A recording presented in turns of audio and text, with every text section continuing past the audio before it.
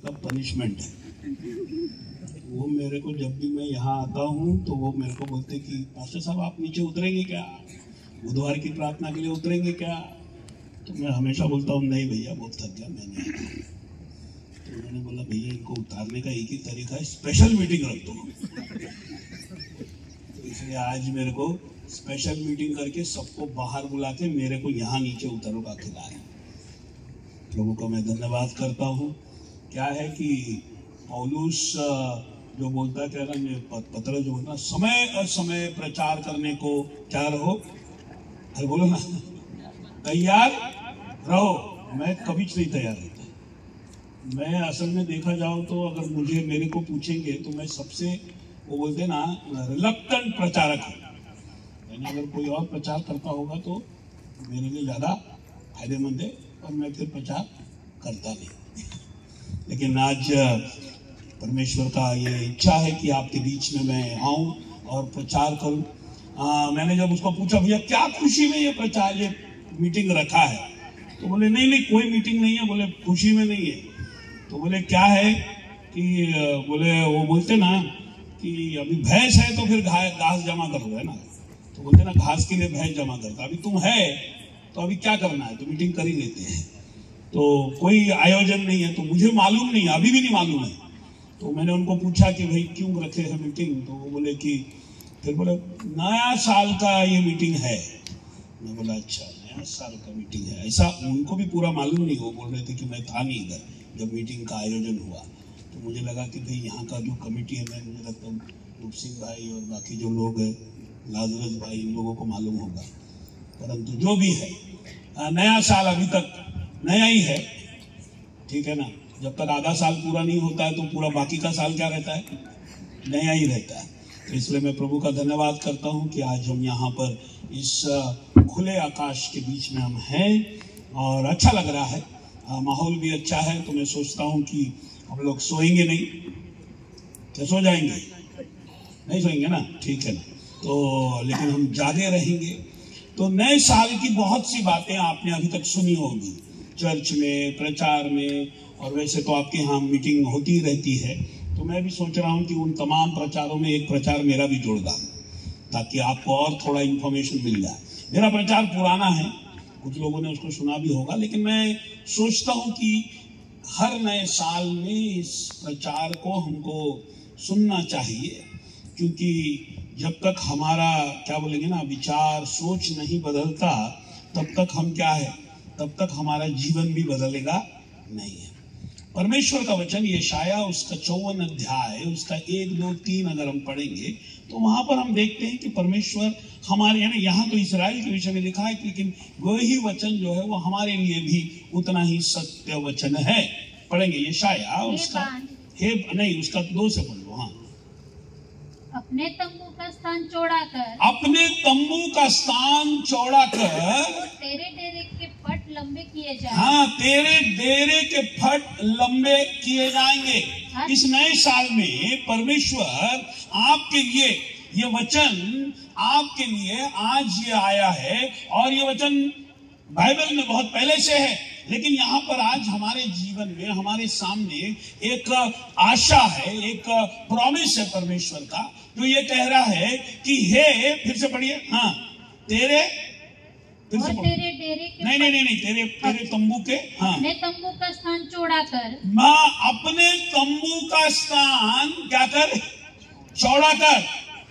क्या है ना कि परमेश्वर हमारे जीवन में हमसे बहुत कुछ करवाना चाहता है, परमेश्वर हमारे जीवन में बहुत कुछ करना चाहता है। हर नया साल जो है वो नई आशा लेकर हमारे जीवन में पैदा होता है। एक नए साल में हम प्रवेश करते हैं तो हर साल परमेश्वर हमारे जीवन में क्या करता है, हमारे जीवन में उन्नति करवाना चाहता है, ठीक है ना। परमेश्वर करता है, वो उसकी चाहत है सारी दुनिया में सब लोगों को क्योंकि उन्नति होती है। हर साल में हमारे थर्मल वाले, सीपीएम वाले जो रहते हैं उनका क्या होता है, अरे इंक्रीमेंट का बोलो ना, क्या है, होता है तो बोलो ना, होता है नहीं होता है, अरे होता है कि नहीं होता है, इंतजार करते रहते कि कब क्या होगा, बढ़ती होगी, है ना।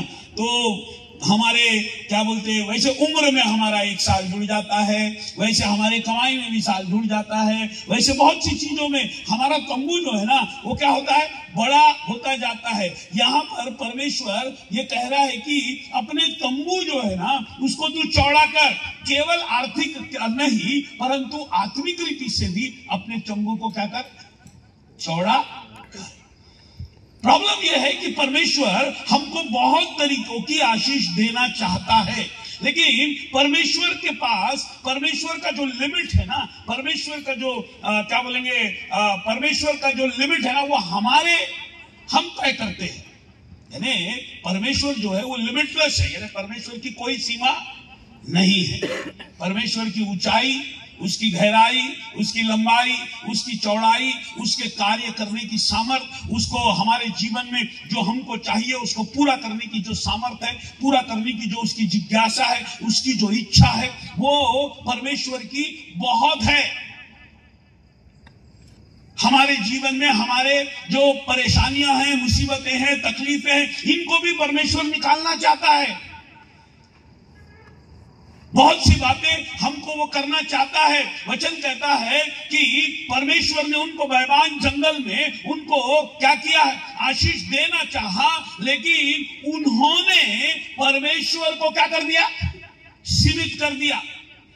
हम जो है ना, हम हमारे वचनों से, हमारे विश्वास से, हमारे कार्य करने की शैली से, हमारे बोलने से, हमारे तमाम बातों से हम परमेश्वर को क्या कर देते हैं, परमेश्वर को लिमिट कर देते हैं, परमेश्वर को हम सीमित करते हैं। परमेश्वर अपने आप को सीमित नहीं करता, उसकी सीमा हम तय कर देते हैं।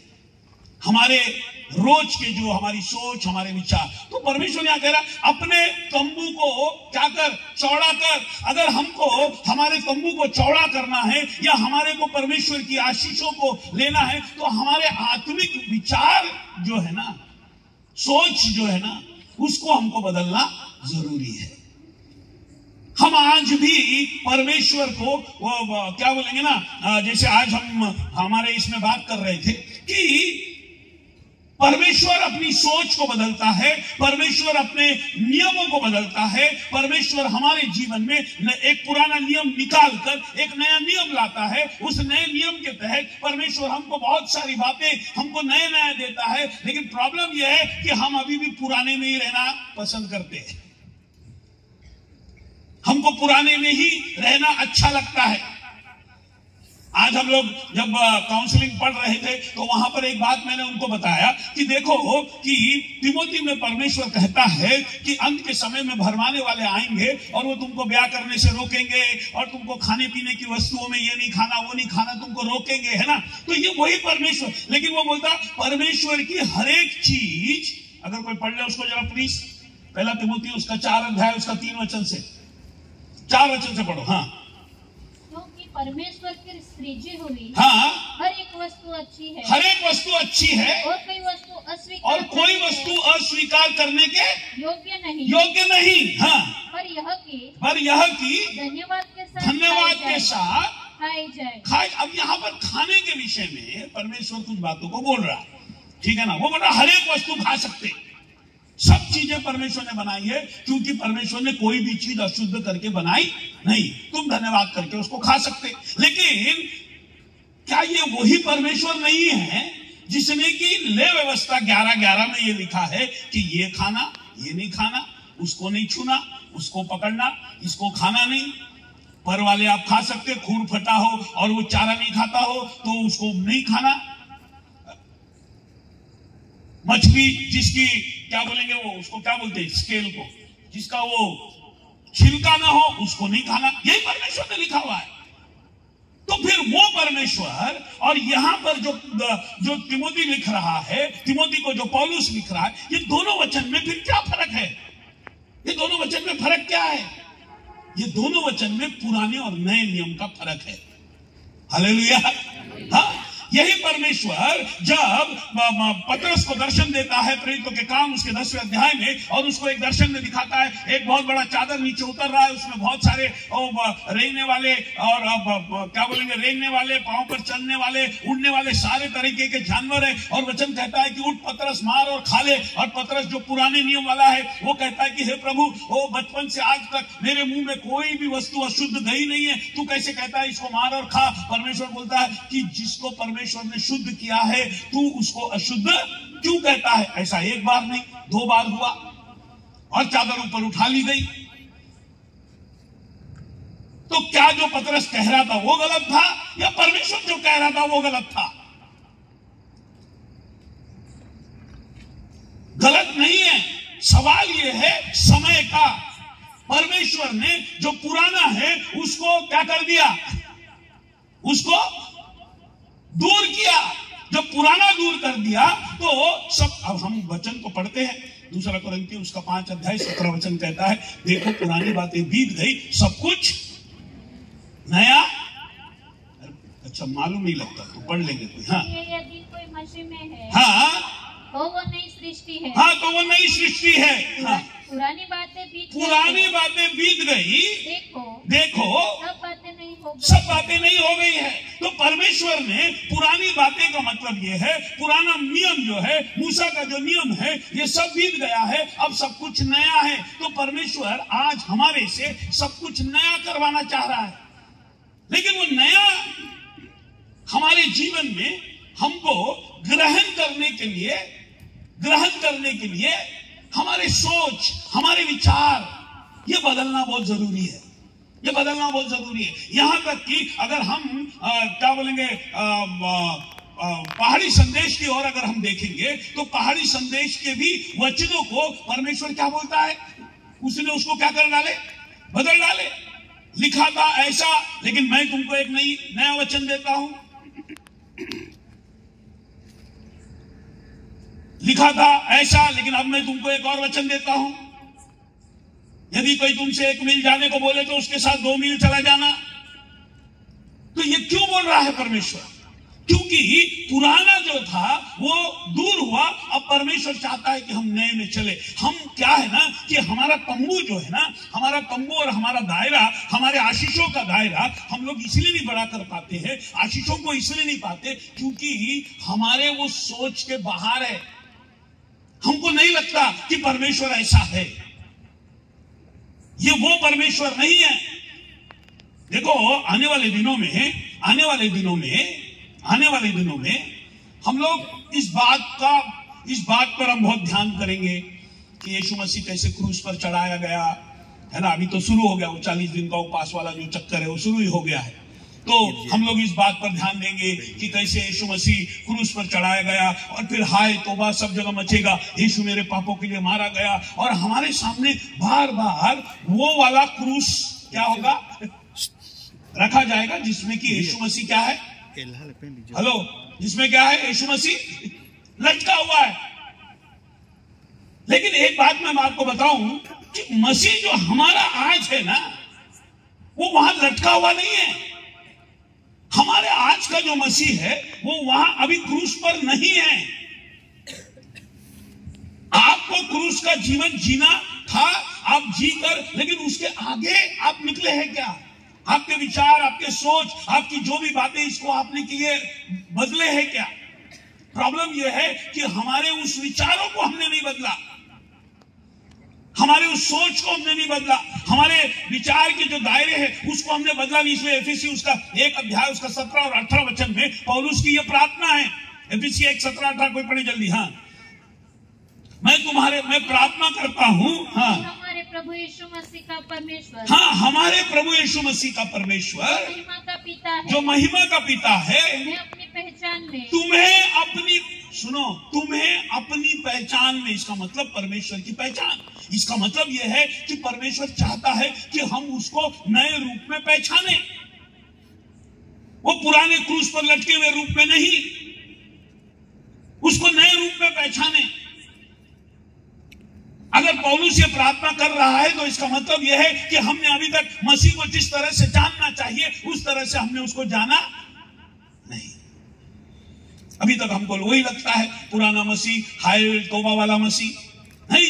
इसलिए पौलुस यहाँ बोलता कि मैं प्रार्थना करता हूँ। हाँ, फिर से पढ़िए उसको। हाँ, ज्ञान और प्रकाश की आत्मा दे और तुम्हारे मन की आंखें ज्योतिर्मय। हाँ, तुम्हारे मन की आंखें, अरे बोलो ना, क्या हो? ज्योतिर्मय हो। किसकी मन की आंखों को ज्योति मिलना है? जिसकी मन अभी क्या है? अंधेरे में। यानी पौलुस ये बोल रहा है एफिसी की कलीसिया को, और एफिसी की कलीसिया को ही नहीं, तुमको और मुझको भी ये वचन बोल रहा है कि हमारे मन की आंखें खुलने की जरूरत है।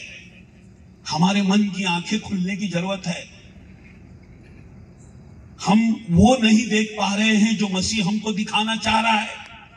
यीशु मसीह जब उस सामरी स्त्री से उस कुएं पर उसने बात किया, और सामरी स्त्री से बात करने के बाद उसको उसने सुसमाचार सुनाया। सुसमाचार सुनने के बाद वो स्त्री गांव में गई, और जब वो गांव में अपना हंडा छोड़कर चली गई तो चेले लोग खाना लेकर वहां पर आए, और वहां पर कहने लगे कि हे प्रभु खाना खा ले। यीशु मसीह ने बोला मेरा खाना हो गया। उन्होंने बोला किसने इसको खाना दिया? तब यीशु मसीह ने वहां पर उनसे कहा कि मेरा खाना यही है कि मैं मेरे परमेश्वर के कार्य को पूरा करूं। तुम कहते हो कि खेत क्या है? कटने के लिए अभी समय है। मैं तुमसे कहता हूं आंख उठाकर देखो कि खेत क्या है, हाँ, पक चुके हैं। यानी यहां पर मसीह के देखने का तरीका और चेलों के देखने का तरीका जो है ना, ये दोनों अलग है। चेलों की आंखें वो नहीं देख रही है जो मसीह देख रहा है। आज भी हमारी हालत वैसी है। हम वो नहीं देख रहे हैं जो मसीह हमको दिखाना चाह रहा है, परंतु हम वही देख रहे हैं जो हमारे मन, हमारे हृदय, हमारी पुरानी जो बातें वही हम उसको सोचकर अभी भी बैठे हुए हैं। हम परमेश्वर की जो आशीषें जो है, परमेश्वर की जो आशीषें हैं, परमेश्वर हमको जो देना चाहता है, परमेश्वर जो हमारे जीवन में अचीव करना चाहता है, या हमारे जीवन में जो आशीषें परमेश्वर देना चाहता है, वो आज हमको क्यों नहीं मिल रहा? क्योंकि परमेश्वर ने तो दिया है, लेकिन हम ले नहीं रहे, हम उसको ले नहीं रहे। हमारे विचार नहीं बदले, मसीह के विषय में विचार नहीं बदले। वो सारी अधिकार जो परमेश्वर ने हमको दे दिया है वो हमारे को मालूम ही नहीं है। इसीलिए यहां पौलुस बोलता है मैं प्रार्थना करता हूं कि तुम्हारी मन की आंखें ज्योतिर्मय हो। दूसरा कोरिन्थियों उसका 4 अध्याय उसके 2 वचन में क्या है? अगर हमारे सुसमाचार का प्रचार अगर किसी से छुपा है तो किसका? पढ़िए जल्दी जल्दी। परंतु हमने लज्जा के गुप्त काम नहीं, दूसरा कोरिन्थियों 4 का 2।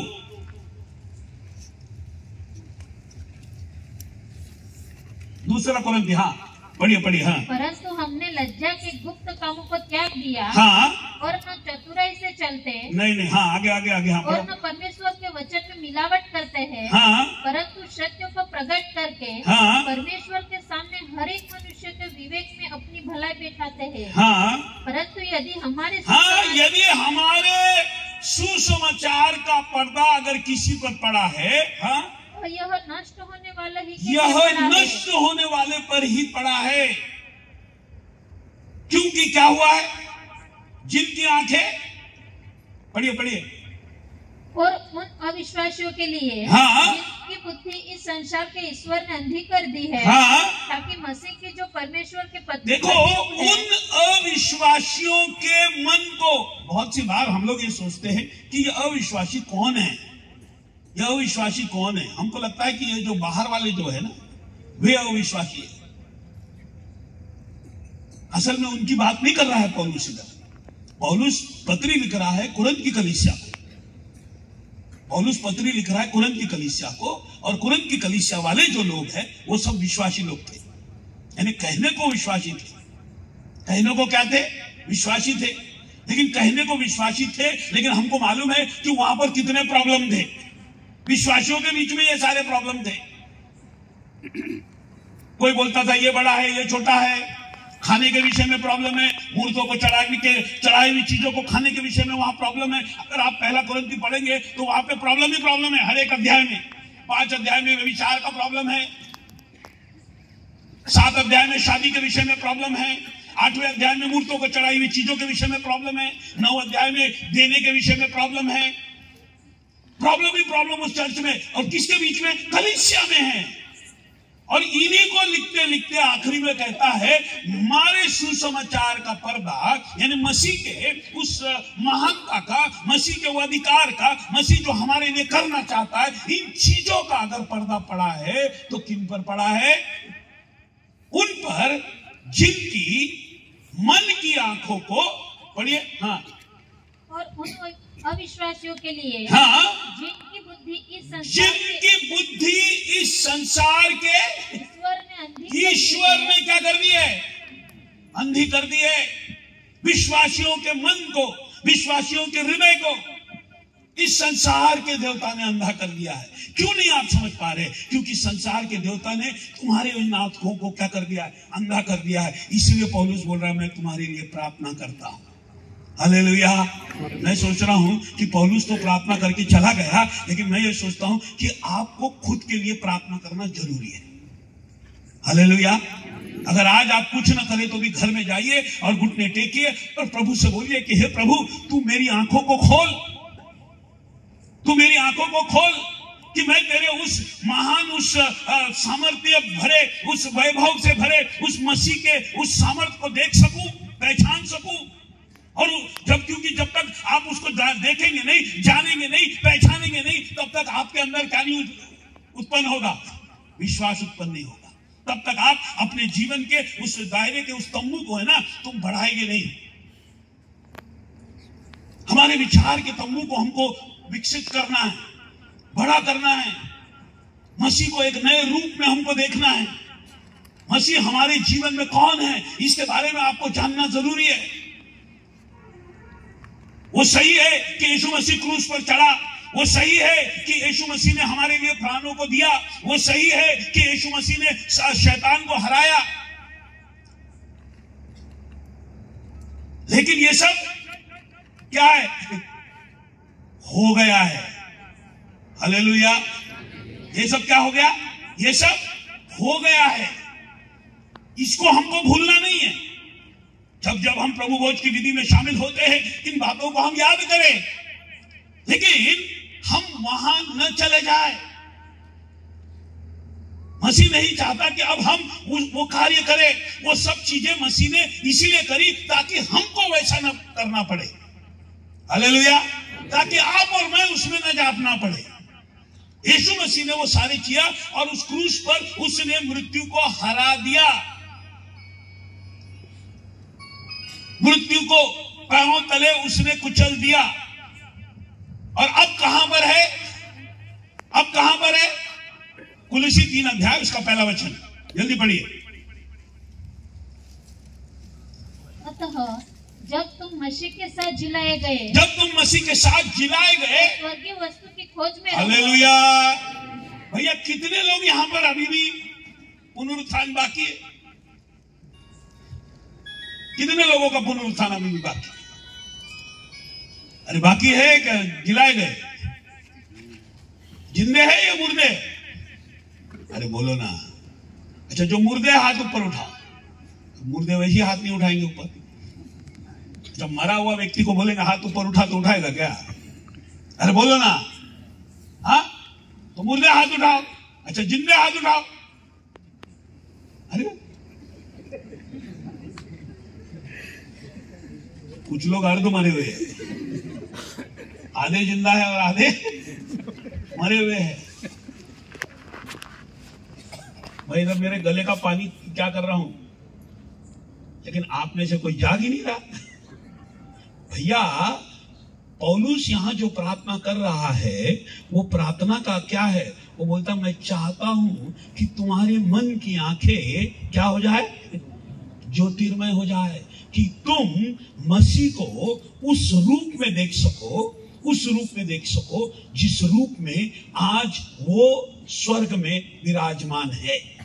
इसलिए जबकि तुम जाग गए हो, आगे पढ़िए। हाँ, तो स्वर्गीय वस्तु की खोज में, तो स्वर्गीय वस्तु की खोज में हो। हाँ, जहाँ मसीह विद्यमान है और परमेश्वर के दाहिनी ओर बैठा है। हाँ, तो हमारी आंखें कहाँ लगनी चाहिए? कहाँ होनी चाहिए? स्वर्ग की ओर। अगर हम जीते हैं तो स्वर्ग की ओर का मतलब यह है कि हमको मसीह में को उस रूप में देखना है जिस रूप में मसीह हमारे से क्या करना चाह रहा है? बातचीत करना चाह रहा है। परमेश्वर है ना, हमारे को बहुत सारी आशीषें उसने हमारे पास रखी है, लेकिन परमेश्वर को लिमिट किसने किया है? हमने कर दिया है। हम उसके पास वो चीजें हम सोचते नहीं प्रभु इतना दे देगा ना, बस हो गया।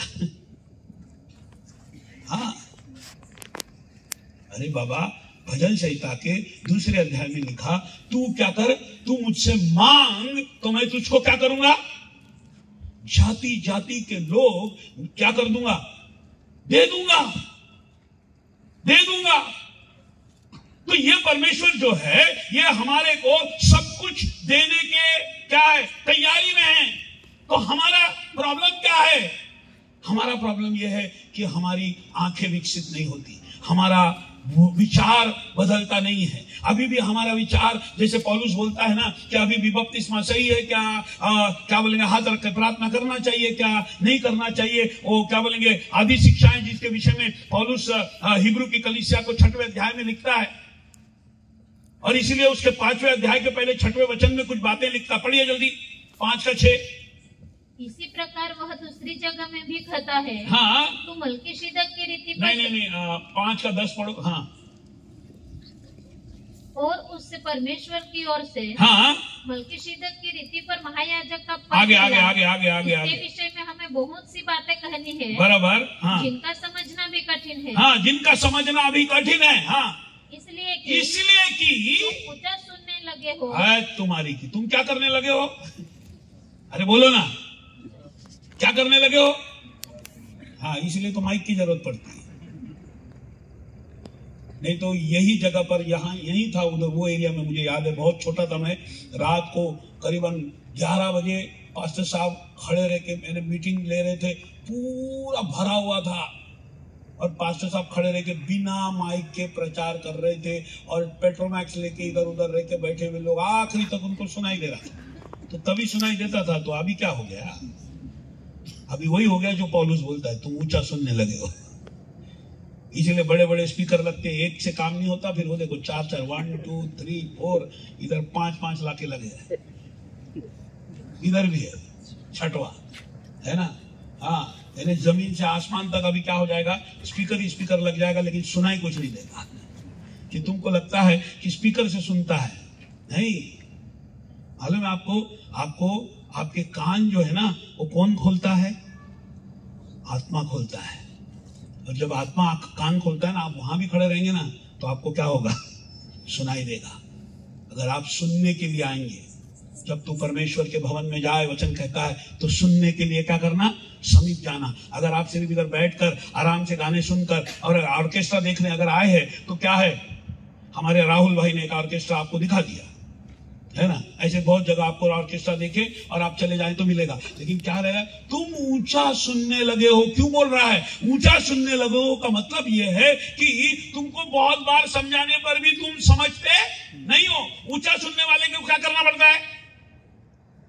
दादाजी खाना खाने को आ जाओ, दादाजी नहीं सुन रहे, फिर जाके अरे दादाजी खाना खाने को आ जाओ, फिर अरे दादाजी खाना, है ना।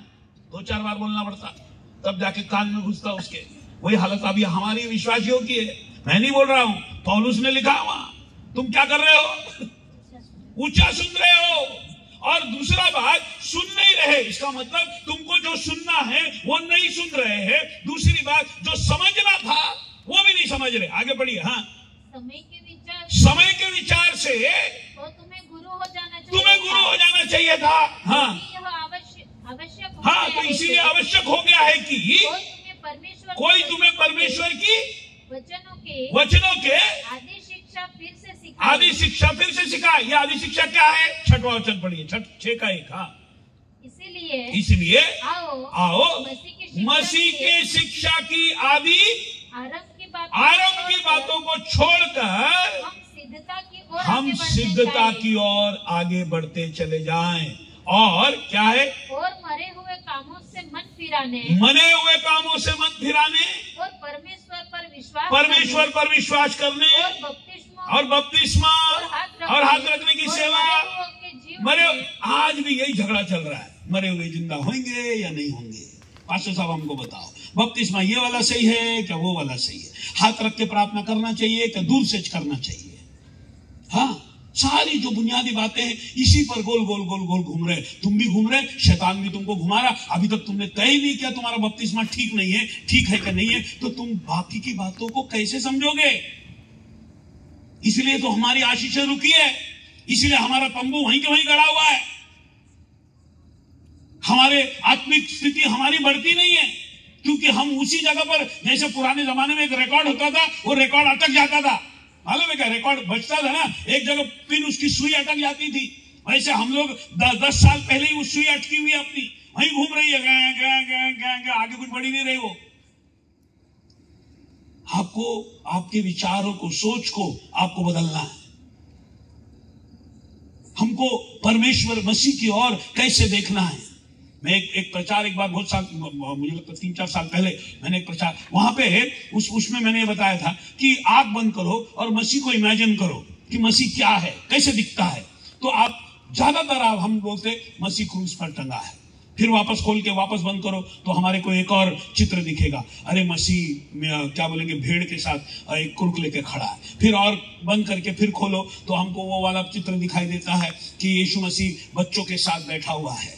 फिर आंख बंद करो फिर खोलो तो हमको दिखाई देता है यीशु मसीह चेलों के साथ बैठा हुआ है। फिर आंख बंद करो फिर आंख खोलो तो हमारे को यीशु मसीह कहाँ दिखता है? क्रूस पर दिखता है, भेड़िया करके दिखता है। लेकिन आज का यीशु वो नहीं है। और मालूम है, अगर आप यीशु को सही ढंग में नहीं पहचानेंगे, सही तरीके से नहीं पहचानेंगे ना, तो सचमुच में जब यीशु आएगा ना, उसको तुम पहचान ही नहीं पाओगे, उसको तुम पहचान ही नहीं पाओगे। क्यों नहीं पहचान पाओगे? क्योंकि परमेश्वर मसीह को तुमने वो रूप में देखा ही नहीं है। यहोशू उसका 5 अध्याय उसका 13 वचन में यहोशू जो है ना, लड़ाई करने को जा रहा है और लड़ाई करने को जा रहा है, और वहां पर जब वो दूसरे दिन लड़ाई है और वो वहां पर खड़ा है, तो तब उसने एक व्यक्ति को खड़ा हुआ देखा। पढ़ेंगे जल्दी, इसको मैंने पहले प्रचार कर चुका हूं, इसलिए मैं ज्यादा इस पर समय नहीं लूंगा। जब यहोशू यरीको के पास था, हाँ, तब उसने अपनी आंखें उठाई और क्या देखा? हाथ में नंगी तलवार लिए हुए एक पुरुष सामने खड़ा है। और यहोशू ने उसके पास आकर उससे पूछा, क्या तू हमारी ओर का है या हमारे बैरियों की ओर का है? हाँ, तब उसने उत्तर दिया, नहीं, वरन में यहोवा की क्या सेना का प्रधान होकर आया है। मैं बहुत सालों से बाइबल पढ़ा हूं, बहुत बार मैंने बाइबल पढ़ा हूं। हर बार जब मैंने सोचा ये व्यक्ति कौन है, कौन था वो व्यक्ति, तो मेरे को बहुत से लोगों ने बोला, और मैंने भी यही सोचा कि वो स्वर्गदूत था, और पूछने पर मैंने बोला है कि वो मिखाइल स्वर्गदूत था। कौन था वो? मिखाइल। लेकिन मालूम है, उसके बाद जो हुआ उससे ये बात मुझको समझ में आई कि वो मिखाइल स्वर्गदूत नहीं हो सकता।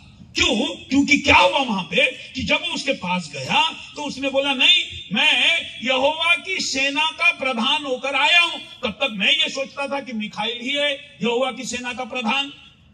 लेकिन आगे उसके क्या हुआ, पढ़िए। हाँ, अपनी जूती पांव से उतार उसने बोला, अपनी जूती पांव से उतार डाल, क्योंकि जिस स्थान पर तू खड़ा है वो पवित्र है। अभी पूरी बाइबल आप पढ़ लो, कोई भी स्वर्गदूत ने जो सचमुच में स्वर्गदूत था, उस स्वर्गदूत ने जमीन पर आने के बाद ऐसी बात किसी से नहीं कही। अगर कोई व्यक्ति ने कहा है कि अपनी जूती निकाल डाल क्योंकि जिस स्थान पर तू खड़ा है वो पवित्र है, तो एक ही व्यक्ति है, और वो मूसा के समय में, जिसने कि परमेश्वर करके उसको दर्शन दिया और मूसा उसको देखने को गया, तब उसने उसको कहा कि अपने पांव की जूती उतार डाल क्योंकि जिस स्थान पर तू खड़ा है वो पवित्र है। इसका मतलब जब परमेश्वर धरती पर उतरता है तभी वो जमीन पवित्र होती है, और उस पर जूती पहनकर आपको खड़ा करने का अधिकार नहीं है। तो इसीलिए ये व्यक्ति जो था वो मिखाइल स्वर्गदूत नहीं है। तो फिर कौन है?